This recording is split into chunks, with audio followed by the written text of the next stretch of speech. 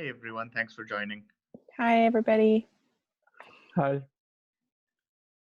I don't know if we're waiting for anybody else, so maybe let's give it a minute. Yeah, I think we're waiting for a few people, and I'll be facilitating the Okay, perfect. conversation, so I can kick us off.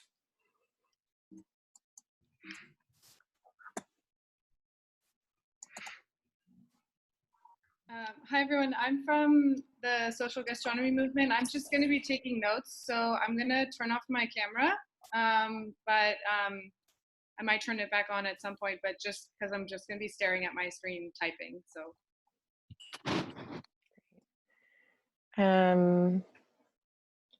Great. I'm going to share in the chat a little bit of an overview of our time together. It's a bit too long for one post, so I'm just going to put a second one in here. There we go. And just a reminder that we are recording this session. Is that okay with everybody? Okay. Good. So I think everybody's here, and Emily, you're taking notes, right?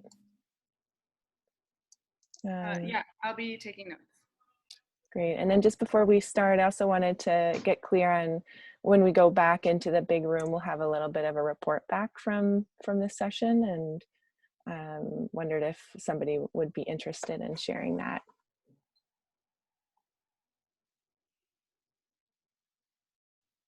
Emily, would that be you since you're taking notes, or would someone else want to do that? I could. I don't think it should be me, but I'm Okay. happy to do it if no one else wants to. Thanks. Is someone else willing to do it? Is it to kick off, to start? No, it's after we go back to the group to give a summary of our conversation, share a few highlights.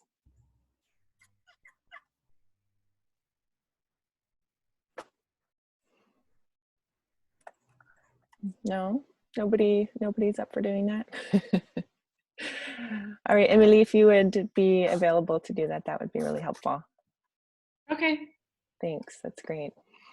Well, good. So we're just to give a quick overview of our session. We're going to start with an introduction so we can each get to know each other a little bit, as well as why we're here.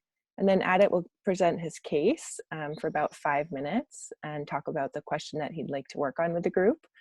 And then we'll take just a few minutes to ask any clarifying questions and make sure we all understand the case. And then a couple of minutes of silence to process and integrate.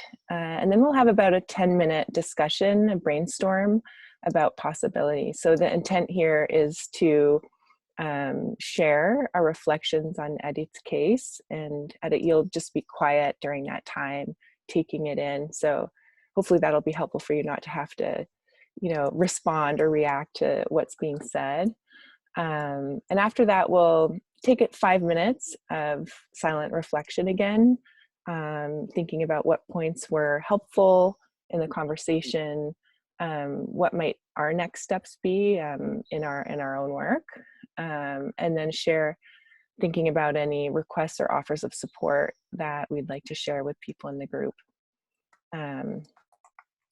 Great. So after that, we'll ask the host, Adit, to share your reaction, your reflection, and then about another 7 minutes with the group to talk about insights, requests, or offers that we want to share back before we finish. Does that flow sound okay to everybody? Okay, good.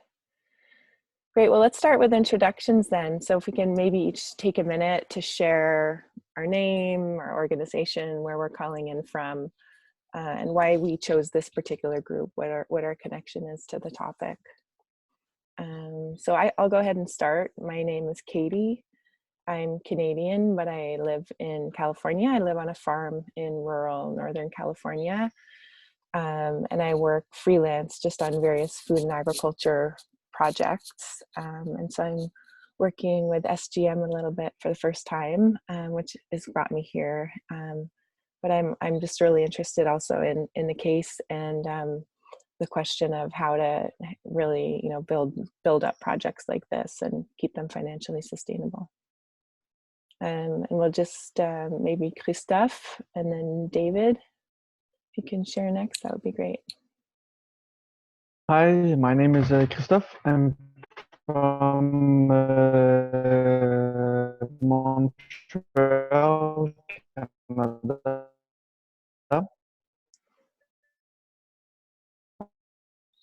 I work Oh, Christophe, your internet connection is a little unstable. called Singa Quebec. Currently, I'm working on a project that is called a junior. We are. Oh yeah, really? Is that okay now? It's better now, but we didn't catch everything you said. Do you want to try again? Yeah, I will. Thanks. So I work for an organization that works with refugee people and immigrants, and we are opening a restaurant where all the chefs are women who arrived as a refugee in Quebec. And as I did once, we want to have a restaurant that is sustainable, that works hand to hand with the principle of ecology and well, with humanity, more humanity than other restaurants. So I have a background as a cook and chef, and I'm a social worker as well. So I try to put everything together to build a new type of a restaurant. So that's why I'm really interested in the topic today. Merci, Christophe. David, hi. Hi, nice to meet you. Nice to see you, Christoph, again. I feel like I failed on doing social business, like Gastromotiva nowadays as a nonprofit still fundraises well. We have lots of projects ongoing. But when we built Refeitório Gastromotiva in Rio, which is a food waste, food surplus restaurant school, community center, all of this together, it's impossible to make it sustainable. So I'm very interested in how these new businesses will look like in the restaurant world and how it would be the future of jobs in our field as well, which social gastronomy stands for. And I love India. I learned how to cook in India, and anything when there is an Indian in the room, I would choose also because it's just a passion of mine. I'm grateful to India. Thank you. Emily, and then Adit. So hi, as I said before, I'm working with Social Gastronomy Movement. I have been volunteering for about 5 months now, helping with communications and marketing social media. And so, yeah, I'm in Rio and in my apartment because we're not leaving. Okay, nice to meet you guys. My name is Adit. I am actually David. Also, I heard a little bit about Gastromotiva from École Hôtelière in Lausanne. I went to the masterclass in culinary arts there. So yes, I'm in the process of starting a sustainability-oriented restaurant in Pune. Should I just jump right into the case study, Kathy? Yeah, why don't you go ahead, and we have a couple of extra minutes, so Okay. maybe up to 7 minutes sharing your case, and then the questions that you'd like to work on with this group today. Perfect. So if I look down, that's just me looking at my notes. But yeah, essentially, my name is Adit Desai, and I am starting a restaurant by the name of Three Plates in Pune, India. Pune is the 7th largest city in India. It's a city of about a little more than 3 million people. So it's like a lot of Asian economies. It is one of those cities that, even though it's not the largest city out there, it is a fairly large city. Pune's largest industry by far is information technology, IT, but it is also a large education hub. So it's often called the Oxford of the East. And we do have a few well-known universities there within the region. So it is a hub for the region. And because of that, a lot of our customers and a lot of our people that we'd be kind of appealing to are kind of from a white collar background in a lot of ways. So maybe a little bit about the restaurant market in Pune currently. So Pune is kind of driven by everything from street food to casual dining to all the way up to microbreweries. We are again one of the bigger microbrewery hubs within India, but it is a largely casual sort of. It's a very casual sort of market. Fine dining, as in if you think something along the lines of Michelin 2 or 3 stars, that level of fine dining doesn't really do well commercially in Pune. We aren't like some of the bigger cities in India, like Bombay or Delhi, Mumbai or Delhi. We don't have that kind of population that's willing to shell out that sort of money on a regular basis. So where we're trying to kind of align ourselves in all of this is to try and be kind of fine casual. So what we want to do is we want to make sure that we are giving the best in terms of service aspects, we're giving the best in terms of cuisine, but we want to make sure it's very approachable. The labor market in Pune for F&B specifically tends to be migrant workers, so migrants from within India. They tend to be largely unskilled and undereducated, unfortunately, and their sustenance is very hand to mouth. So they're kind of getting by payday, and if they do make any more kind of savings, they do tend to send that back home to their family, because a lot of times it's someone traveling from their families and they're trying to support a whole family back in their town. The vision for Three Plates is kind of to start a conversation and kind of push along the conversation of sustainability in Pune and in India at large. We don't claim that we have all the answers, but we want to kind of bring it into people's minds and have people start thinking about and talking about sustainability, not only in restaurants, but also in their food choices in terms of where they buy their food from. And we also additionally want to kind of be an example for other restaurants within Pune, to show them that not only is sustainability possible, but it's even possible to be a profitable, sustainable restaurant. So the name Three Plates will give you a little bit of an idea for kind of my take or the way we want to go on sustainability. Our Three Plates refer to the three places where we want to add something to the plate or we want to step up. And the first one is people. So that includes our direct employees. We want to be fair to them. We want to give them, enough free time off. We want to. The second part of that is farmers. So farmers and artisanal producers. So we want to support farmers and local producers around our area, especially ones who are sustainably growing produce or sustainably creating products. And at large, we want to create an outreach program with other restaurants. We want to do a lot of collaboration. We want to be very transparent in what we do. And we also want to kind of help build a larger sustainable food community around Pune. The second part of this is the planet. So this is kind of things having to do with our ecosystem, things like regenerative farming, watching our carbon and water footprint, going as close as possible to zero waste, even if we can't quite get to zero waste. And then, of course, using things that are local, seasonal, close to home, minimum impact. And then the third plate is you, the customer. We want to kind of combine all of these things, give you guys a really good experience while hopefully educating you guys a little bit about sustainability. And again, starting that conversation about being socially responsible and environmentally friendly. And of course, we're a restaurant at the end of the day, so we want you to have a great experience. So kind of with all of that in mind, or with that situation in mind, we essentially kind of are trying to tackle this question of how to handle how coronavirus would affect things. So all restaurants in India right now are closed with pretty much in complete lockdown as a country. And a lot of restaurants are already saying that because of the loss of revenue, because of the margins that restaurants tend to have, they may not even be able to open once the lockdown passes.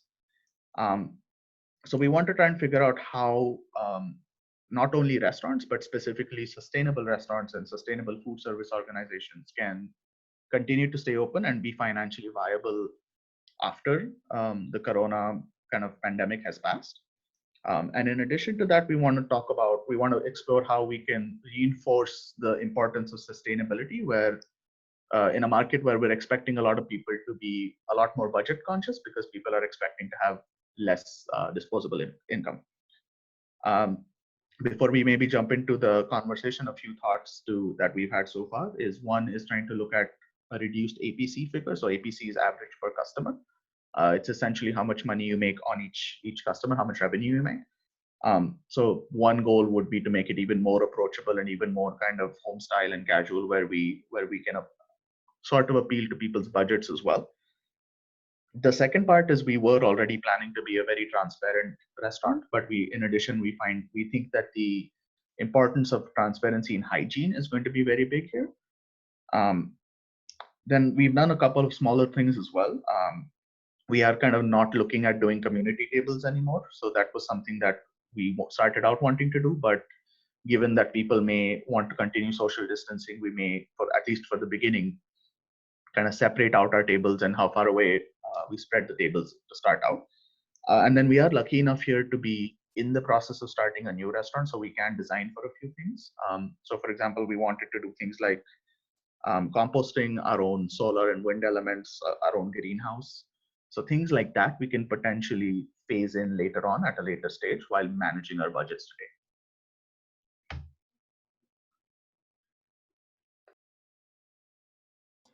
Wondering also, thank you for that, those details. What is the question that you'd really like to work on with us all together here today? So the question is, how do sustainable restaurants and food organizations stay financially viable in a post-corona economy, in a post-corona market?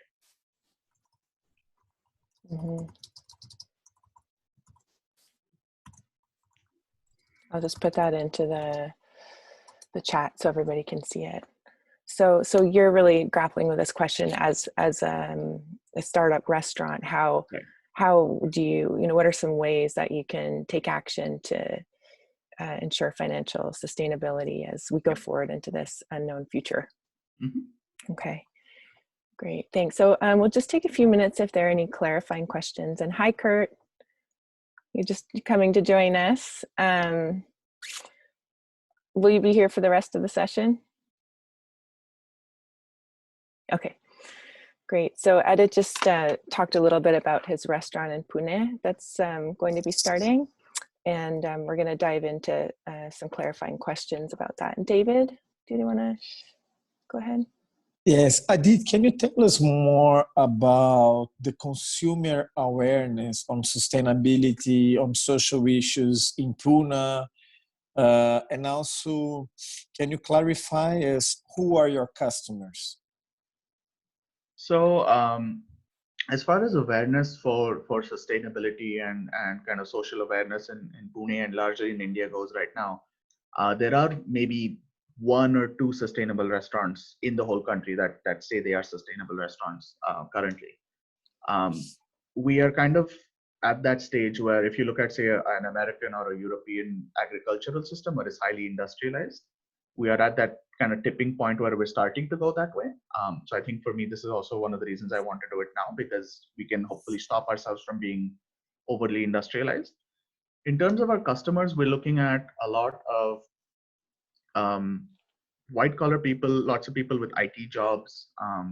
So we will have a fair few well-traveled people. We will have people who've been around, different parts of the world, US specifically, because that's where most of the outsourcing from India happens to. But it's also a market that, relative to places like Bombay or Delhi, is going to be a cost-conscious market. So people do still need to see the value in the food that we're getting. And it is definitely a very casual food market right now. So there's a lot of casual restaurants that work, and a lot of bars and microbreweries that work. But anything outside of that space currently does not seem to do well.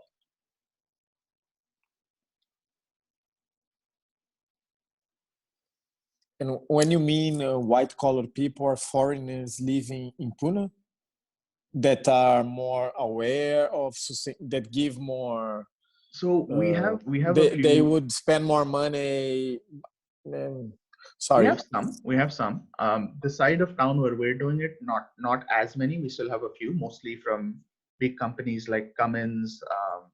We have Siemens in our kind of office complex.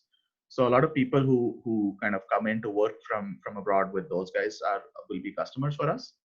Pune in general also has a big ashram known as the Osho ashram. So it does have a lot of people visit for that. However, they are on the other side of town a little bit. And that kind of area for a food market is a little bit more saturated. Thanks. Any other clarifying questions? Yeah. Do you already have a location, localization? Yeah, And yeah. like So the, yeah. so we looked at essentially it's sort of like a high street environment.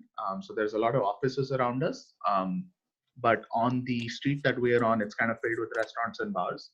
So it's a very nice location, but it is kind of driven by that office crowd a little bit. It is also an area that on the weekends, Friday, Saturday nights, people will go out to, and it is fairly well connected. It's not in the city, center of the city per se, but it is very well connected. So maybe half an hour, most parts of the city, you could get to my location. Thanks. Okay. Anything else?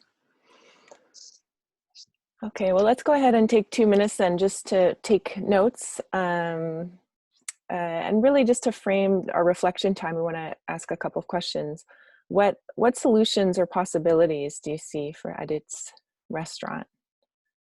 And what people could be helpful to collaborate or partner with? So again, what possibilities and solutions do you see, and who might be helpful to work with, collaborate with? We'll take 2 minutes to just reflect.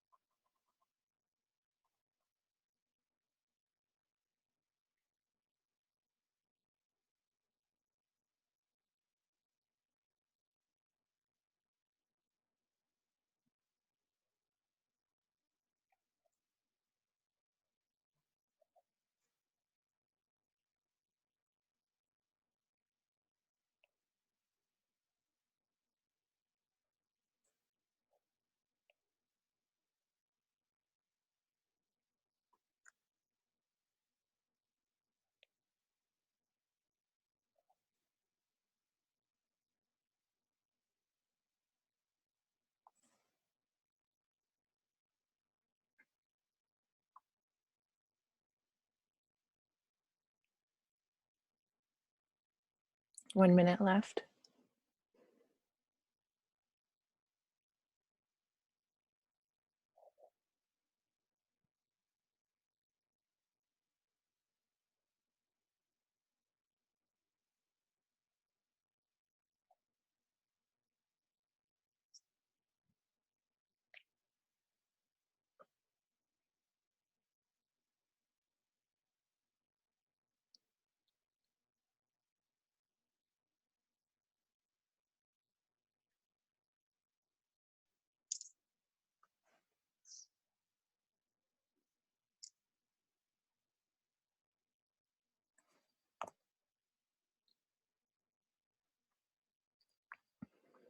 Okay. Is everybody ready? We're going to shift into the possibilities brainstorm. So Adit, this is where you get to relax a little bit and just listen. And we're going to just share one by one our reflection notes. There's also an invitation I'd like to make to you to not necessarily respond to what someone else has said, but to just take it in and share your own thoughts. And if something new is sparked for you, feel free to share that as well. So why don't we go ahead, go David, Christophe, Kurt, Emily, Nikki. I know you didn't hear the case, so if there's anything, you've read it. Well, if there's anything you'd like to share at that point, that would be great, and I'll go last. Okay, thank you. So first, I think you're very courageous, and I think it's beautiful the way you're seeing this as an opportunity to engage. And so the one thing that SGM was built on was sharing experience. So one case that comes to me is friends in Cambodia. So their first restaurant is on Cambodian food. so local food for foreigners. But then after they open one of like international food also for foreigners. And they have 7 restaurants, and I think they are in the Southeast Asia. So it would be good for you to connect to them. So the first possibilities you have on SGM is connecting to other projects around the world. And I guess we would be very happy to share with you. And then I would ask you, there are quite a few projects in India. I know there are socially sustainable businesses, a lot in fashion. So I would understand what's their challenges and possibilities when they are working with the customers you mentioned. And one solution that I've been seeing here in Brazil on a sustainable bakery, because they are the most innovative bakery in Rio de Janeiro, is that they started with everyone getting the same wage. And everybody was doing whatever needs to be done. What I mean, you have the people doing the sandwiches, you have the experts on the bread, you have people serving, but all of them got the same wages. And if someone needed to clean the bathroom, one would go there and clean. And they grew very fast in Rio. And I think their model for the new kinds of like governance we want, which is more reasonable and fair, would be something like, I would love to do this more in our new projects at Gastromotiva, even in Refeitório. So I've been looking on how can you integrate, especially because you said a lot of the people who work are people that are just there working to send money to their homes in their native cities. So how can you engage them and make them feel part of your dream? Thanks, David. That's great. Christophe, and we do have, that was a great timing. We've got about 2 minutes each to share. So if we can keep that in mind, that would be great. For me, what I see is, I don't know how it goes in India, but I know here in Quebec, we can have a certification and like mentoring and coaching to be a sustainable restaurant, and there are different levels to achieve that. So maybe that's something that could be interesting. And there's a lot of startups that are doing, I see a movement in that way for restaurants that want to be more sustainable. And there are some people that are specialized in this, because sometimes it's as a chef or as the owner, it could be like very difficult to kind of aim at all these, like to have a complete vision on the sustainability of the restaurant. So what I've been doing for the last year, like working on that restaurant that we're about to open, is to connect with all of these persons. And I had the chance to take my time. And I think this is very important to make sure that we establish good connection with these guys that are starting the movement with us. I really like what David said as well about the way people are having the same wage or the same salary. And I was thinking maybe like on a cooperative level. So I don't know what's the economic or like the structure in the restaurant. But what I see here in Montreal is that a lot of restaurants are cooperatives. So all the decision and all the governance is taken by the employees and everybody together, and the customer, they have a share in the restaurant as well. So they pay a membership every year. So they're part of this, and they have general assembly. I think that's a very nice way to create a community and to gather people around this project, because it's a little bit of their own as well this way.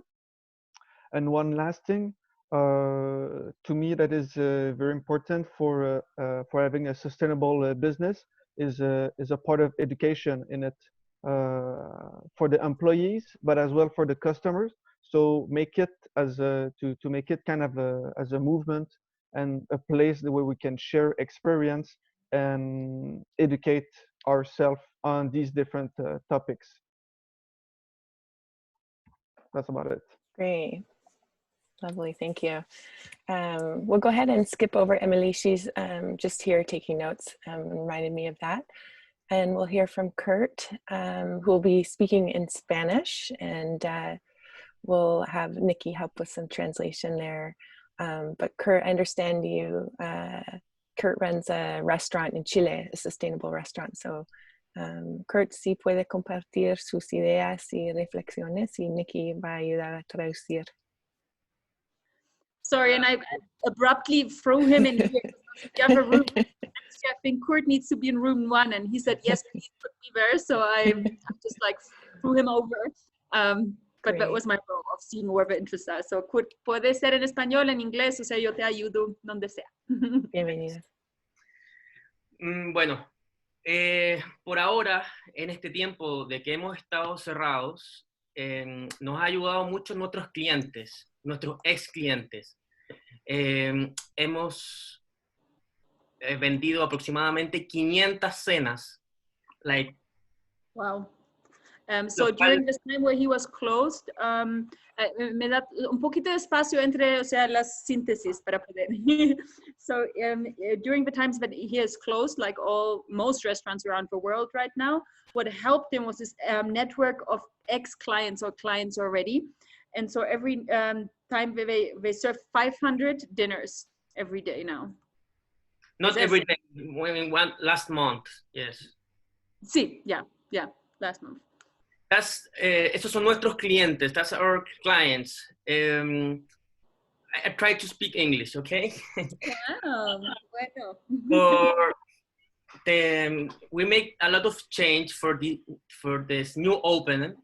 The idea we make like only tasting menu. Now we're going to make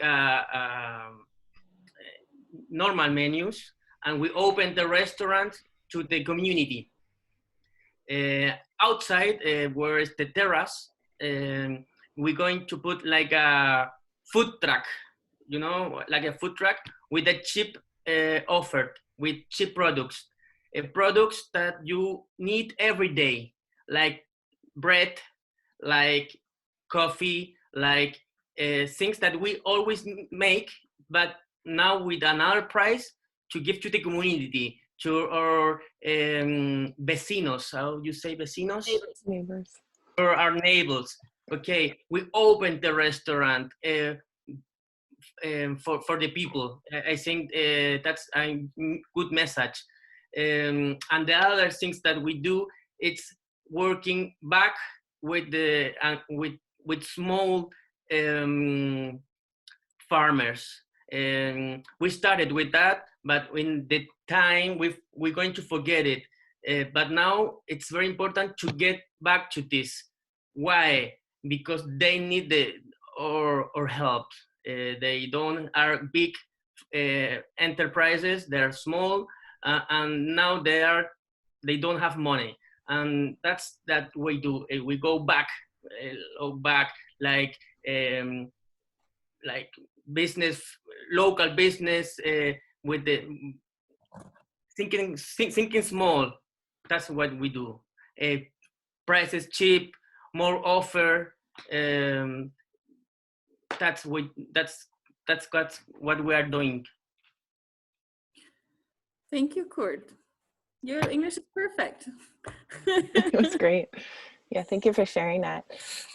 Nikki, did you have some reflections to share for Adit? I think so. My reflections were a little bit like that Kurt has sort of a restaurant like Adit is intending to open, right? That's why I thought of this connection. And I said that the suffering is not going to be only new restaurants, but everyone that runs high value restaurants and sustainable restaurants. Because you have, like people are going to be shorter on cash. So paying for a beautifully designed tasting menu that Kurt, for example, does in his restaurant, that it's all locally sourced. So the products are more expensive than in a fast track restaurant. So, there is that. And I think there's a lot around communication that we can do in order to prepare the clientele. So yes, I think Kurt has the advantage of having a clientele already, so been able to sell dinners throughout the month. But even like that, yes, with a shorter consumption power that we have, like less money in our pockets, less people going out, people found new ways of eating at home, I think there will be a challenge for the restaurant business. And I do think that communicating around the whole value chain will be one of the advantages we have of exactly, you know, like David was saying, the just pay of people, where we're getting the produce, how that affects the livelihood of those small farmers, how, you know, I think that communication, I think that's what I wanted to bring, is going to be a key element in, it's not about justifying the work, but it's about giving value to everything we do. Because until now, many restaurateurs that work with this concept of sustainable and high value produce or sustainable responsibly were doing it because they were doing it out of a heart and passion because of a belief. But I think now there needs to be a marketing element of it as well in order for the clientele to understand. I think that was my contribution I wanted to bring. Thank you. Great. So I'll just share my last reflections as well. As you were talking, some ideas that came to me were, well, first of all, I really liked the idea of being really transparent about hygiene. I think that will be important for a long time to come, and there may be ways to play that up, you know, like offering warm sanitizing hand cloths to clients and, you know, making it part of the restaurant experience. And then just diversifying the offerings as much as possible. So I had some ideas, given the 3 plates with the farmers or people, planet, and the customer. I wondered about organizing a sustainability tour or a farm tour to help people get more connected to your suppliers and some of the sustainability projects, and maybe even charging a small fee for that. Doing a to-go or a home prep kit where you can put together the ingredients for people to cook at home. That's very popular here, at least in North America. Selling a farm box from your suppliers. Or I also had the idea of the Tom's. There's Tom's Shoes, which is the shoe company. And so, you know, for every meal served, since there likely will be growing, you know, issues around hunger and food security, that a meal could be offered to somebody in need somehow. Those were some ideas I had. And then with a network of who might be good to collaborate with, the only additional thought I had there was, you know, getting together with other folks like people on this call, even, you know, starting some kind of international network of sustainability restaurants, and you know, be able to ongoing share ideas. But also that could serve to be a way to raise money together. You know, if you're kind of like an international association of sustainability restaurants doing service in a time of COVID in particular ways, that could help to bring some significant capital to support the work. Great, so that's our brainstorm, some great ideas there from everybody. And we'll just take 5 minutes to reflect. So again, just some time to write down, you know, for all of us in hearing this conversation and the ideas that have come forward, what points felt particularly important in your mind or helpful? And what next steps might you take? And lastly, are there any requests or offers of support that you'd like to share with people in the group? And I'm just going to go ahead and repost those questions in the chat so they're handy. We'll take a few minutes there, and then we'll come back together and ask Adit to share your notes from the reflection, and then we'll share our notes from this last round. We've got about 20 minutes left in this session before we get brought back to the whole group.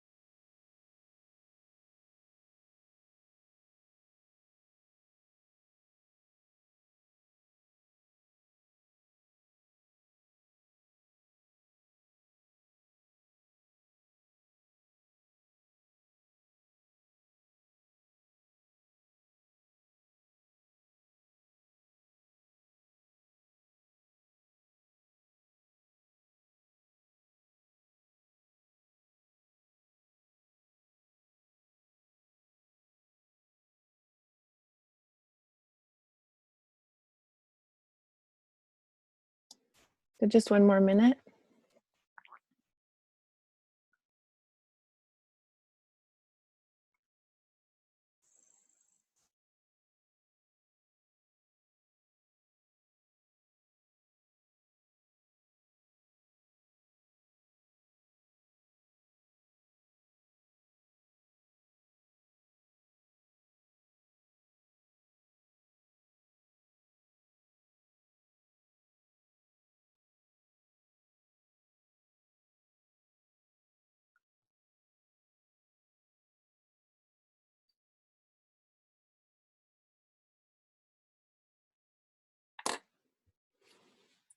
Well, it looks like most folks are done and looking back up. So why don't we go ahead, Adit, and have you share just for a few minutes your reflections from the conversation.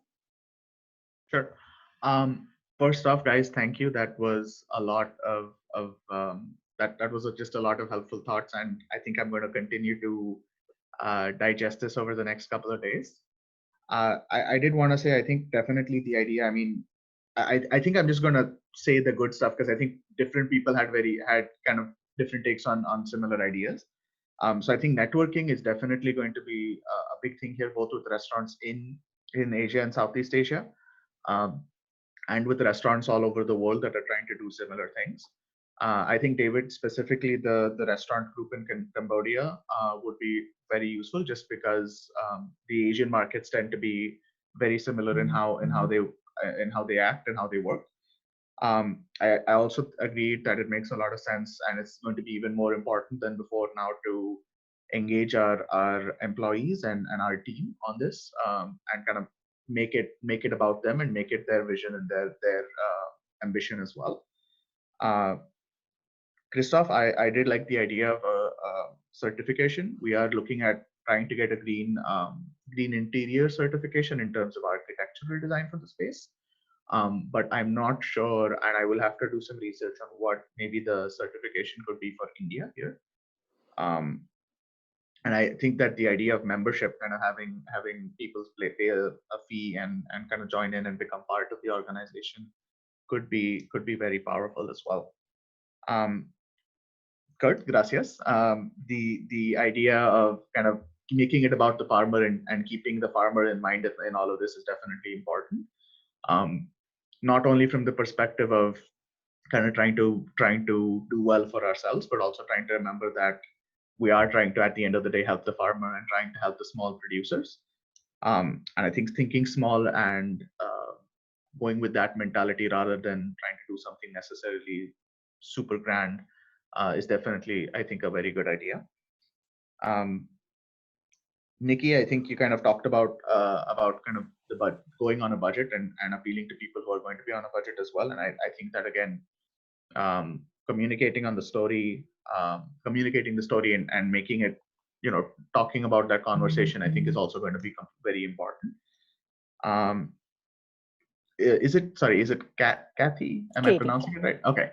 Katie? Okay. So yeah, so the I think the ideas of kind of having that element of something like a wet wipe that would be very visibly kind of oriented towards hygiene is also a very good thought. And then kind of tying what you and Kurt said together of potentially having produce from farms. I know that there's a kind of farmers market in Pune that's trying to tie farmers with people at home, because a lot of restaurants have stopped asking for food as well.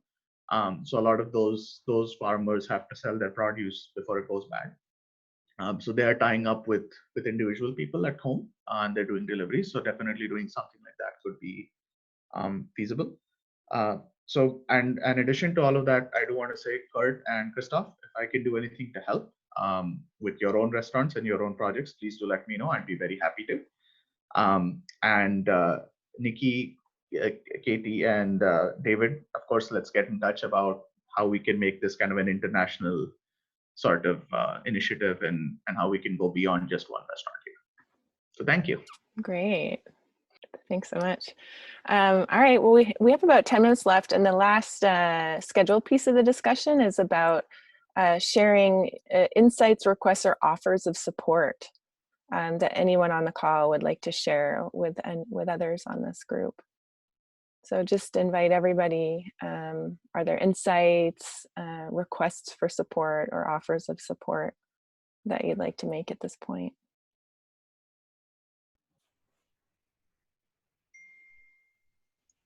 Christophe? I think something I'm trying to do here is to document as much as I can the work I'm doing, and like to trace everything I can. And I think that's something interesting that we can all do. I think Adit, the things you're doing as well would be very valuable. Kurt, the same, the changes you're taking to your restaurant. And if like in the idea of having a network and sharing experiences and idea, if we can document as much as we can, and I'm trying to do it. I'm not super good at it, I have to say, but I'm doing my best. But these papers and these notes and these kind of process that we're engaging now, I think they could be useful, even though we're from different location, different laws, different structure. I think these are all ideas that we can that would be easier to share all together. Especially if we're trying to kind of change a little bit the way restaurants are working. I've been reading a lot of stuff about the future of the restaurant. And even though like the crisis was not there, I think we had to change stuff with the approach in the gastronomic world, the gastronomic structure, and we have to do some systemic changes. And what we're doing is the beginning of it, I think, and it would be really, really interesting to document what we do to be able to share it easily. That's pretty much it. I'd like to build on that actually, like the reflections were along that, like when we had our 5-minute reflection moment. Sorry, just David writing me.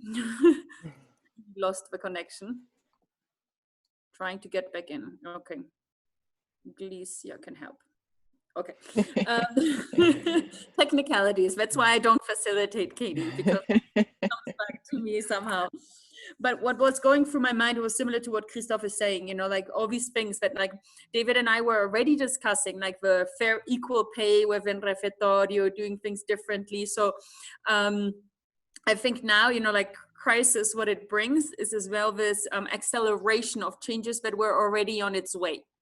And this morning what we were discussing is that if there was a crisis already before the crisis, when we talk about food systems, there was a crisis, the way that we're doing things. And so now, you know, that got accelerated, and the bottlenecks or the disconnections are becoming more obvious now. So this is, you know, our responsibility as well as an industry, which I consider ourselves part of, the hospitality industry, to reflect on. So like the question 1, I said, you know, fair pay, ownership, you know, like there's the beautiful story of the yogurt from the Turkish Kurdish entrepreneur that made everyone a stakeholder. And so having ownership of what you're doing, then doing things differently in that context is now not an option or an opportunity, it's a must.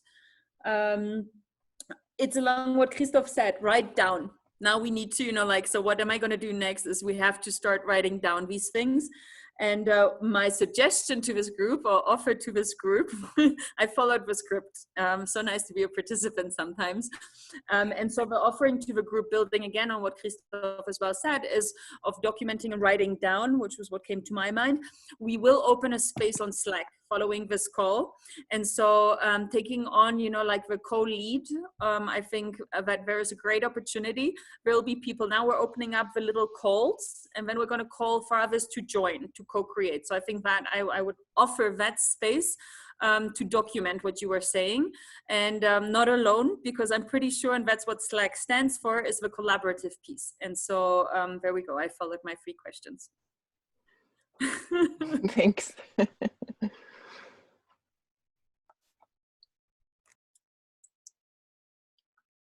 Kurt, ¿tiene algo a compartir? O... ¿Sí? Yes, I think that the restaurant's never going to be the same. And we have to be more intelligent to look for something that make more stability for changes. In Chile, for 6 months that I can't work. In last October, we had a social crash, and I have to close my restaurant 3 months. And this came again, 3 months again. I have 6 months without working. That's making me think that restaurants never be the same. And we have to make that more stability for the restaurants, looking another ways to make business, not only with the presence of the clients, you know? That's what I mean. We have to more stability because we are very important and the steps for the alimentation. And that's what have to look in new ways, like deliveries, like home experience, like community food that you make cheap and you make little business for maintenance, for paying the cost of your restaurants. You know, we have to make more thinking about more possibilities, ways to make business for make a major stability for the business. I agree, and I think that one thing that comes to mind here is, I think this is said. I don't know where it started, but I think it's definitely said in business that if you're able to get through the worst of times, you're going to do great in the best of times. So I think that, you know, hopefully this will help us build more robust restaurants and more robust businesses that can, you know, weather the tide here.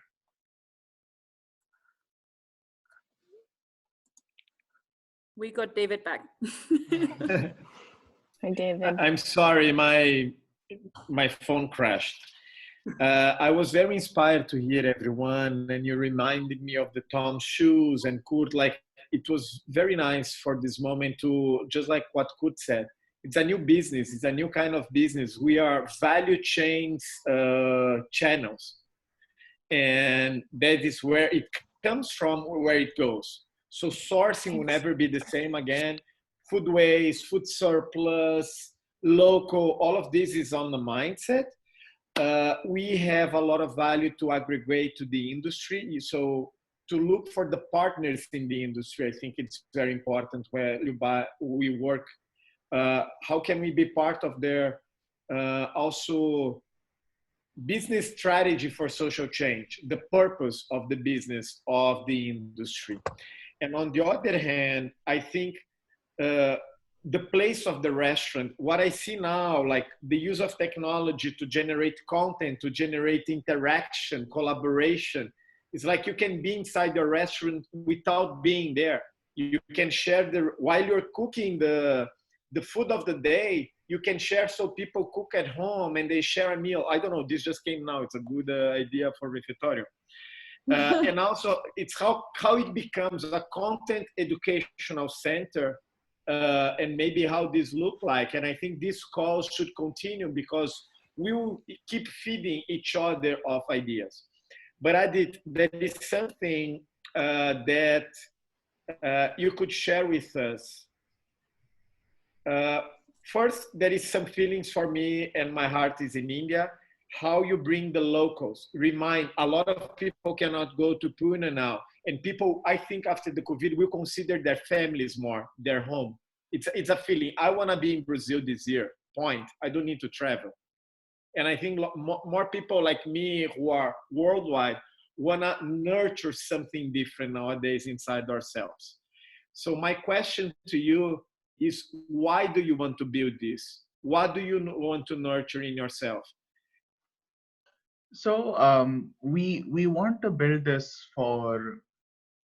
because to me it's one of the things that I studied. Maybe a bit of personal background here is helpful.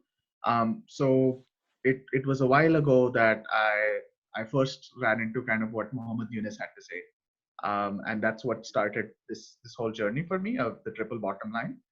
And kind of going through college and learning and kind of coming to where I am right now, I always felt that making a difference and doing something good should not be mutually exclusive to, you know, bringing bread to the table. So that's why social enterprise really interested me, and I originally actually started out in IT. And when I did, it was in big data, which was the big thing at the time. But I realized that it's really not my passion, and food is where my passion lies. So hence Ecolotelier. But yeah, so it started from there, and I think to me it's one of those things that it's always important, and it's always very humbling to me to remember it's bigger than me. It's not it's not about the story of just what I'm doing. It's the story of trying to help farmers in India. India specifically, I think, was the place that I chose because I'm of Indian heritage, and I think also that in India we're kind of in a few ways we're similar to Brazil in that if you look at America or Europe right now, the US or Europe, it's very industrialized. In India, I have the opportunity to start the conversation before we become very industrialized. So I think the impact that I can have in India is very large, hopefully. Great. Well, thank you. We just got the warning that we have less than a minute left. So we'll start to wrap up. There we are. It's been a really great session, and I'm feeling very inspired. Hopefully everybody found that useful. Yeah, thank you guys. Yeah, thanks. I see you back in the main room.